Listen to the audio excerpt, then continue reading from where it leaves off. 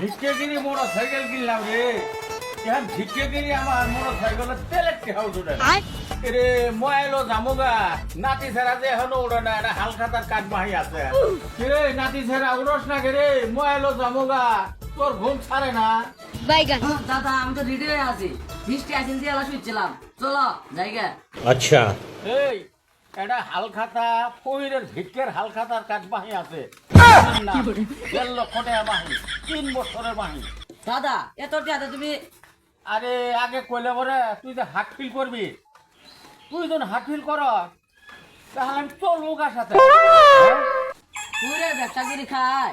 দাদা বলে 2-3 ঠেনো বলে 1.5 লাখ টিহার বাহি ফেলাইছে। দাদা এত টিয়া ভাই আমাকে আগে কবে না?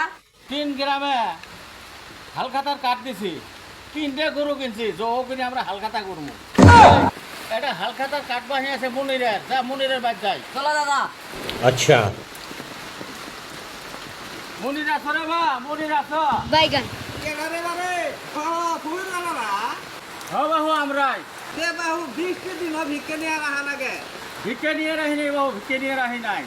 3 বছরে তোমার বাকি আছে 1.5 লক্ষ টাকা।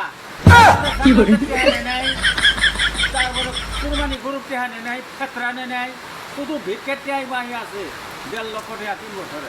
বাবা যে হালখাতার কাঠটা দিয়ে গেছি, হালখাতার কাঠটা নাও, না হলে গেলে না 3 গ্রামের মানুষ দিয়ে বাহু বিচার কর্ম আই রে হাই কহিল আমার ঘুমটি দিয়ে গেল রে 3 বছরের পরে 1.5 লাখ টাকা বলে আমার ভিক্ষেই খালি বাহি আপনি না দিলে বলে এলাকার মানুষদের বিচার করবো। এই শালা ভালার ভাই আর করলো কি রে?